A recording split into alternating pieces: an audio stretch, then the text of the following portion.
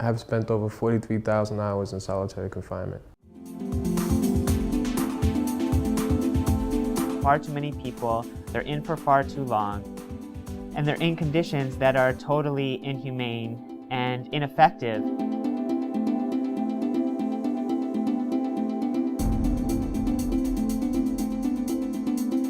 Nothing good is coming from our way of incarcerating.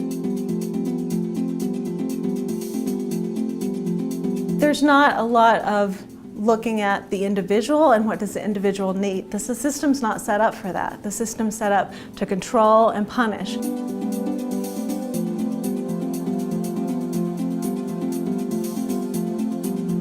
This system is torturous, 23 hours in a cell, 365 days a year. It's a terrible thing that we're doing in New York State right now. It's a terrible thing that we're doing to thousands of people.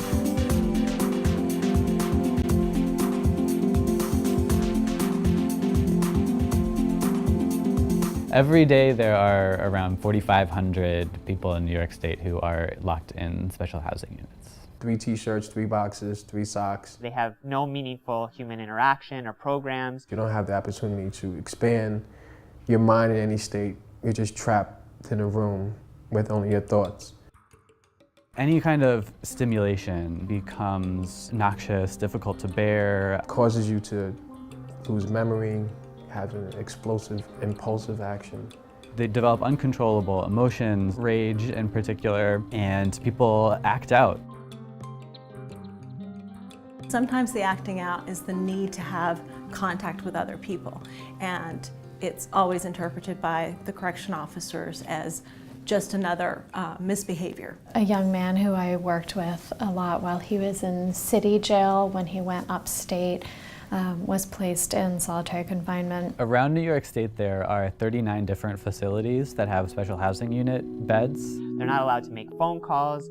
They're in the size of a cell that's the size of a small bathroom, and they're just stuck there. I had known him to have pretty significant and a ranging of mental health symptoms and diagnoses. People who, maybe have had some mental health issues, if they're placed in those conditions, it just exacerbates it. He's placed in solitary even though there was the shoe exclusion bill. Shoe exclusion law signed into law in 2008 and became effective in July 2011, and it requires people with serious mental illness to be taken out of solitary confinement. I received a letter from him that he had been given additional solitary time because he had hoarded up his pills with the intention of killing himself. Between 500 and 600 people who are still in solitary confinement right now in New York State prison are on the mental health caseload.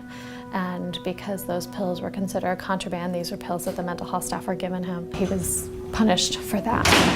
Between 2007 and 2011, New York State issued 75,000 placements that resulted in placing somebody in a special housing unit. 5 out of the 6 sentences that resulted in solitary confinement were for nonviolent conduct. Leaving the mess hall with a pack of sugar. Too many stamps. You're allowed 50 stamps. If you have 51 stamps, that can result in solitary. Having too many pencils in your cell.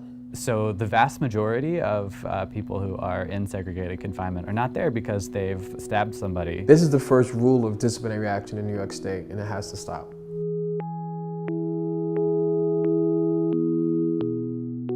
So New York releases a lot of people directly from solitary confinement back to the community, and it doesn't provide treatment, counseling, assistance for people who are making that really difficult transition. They may be coming back to a world that's significantly changed. To then go directly from that box, potentially for the last several years, to going to the middle of New York City with no added support or additional mental health services or programs given to you, it can be devastating.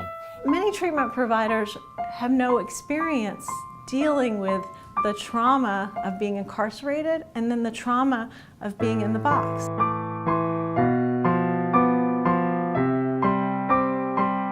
CIC is a campaign for alternatives to isolated confinement, in which we have an accumulation of organizations, nonprofits, grassroots organizations working together to end solitary confinement. We are organizing, we're trying to meet as many people who care about this issue already. We're trying to convince new people to care about about the issue. By changing the laws and by changing these rules and by changing the structure, we're actually trying to change solitary confinement. Our goal is to drastically reduce the number of people who are in segregated confinement. Vulnerable people should not be placed into solitary confinement. Pregnant women. Young people, people with mental health needs. By us changing the rules, we will change the way solitary confinement is considered torturous. We need to drastically reduce the length of time To increase transparency over the system. to fundamentally change how we respond to things that happen inside of prisons and in our communities. No human being should be placed in those conditions for an extended period of time. We need to build a mass movement to end the torture that is solitary confinement and to challenge mass incarceration.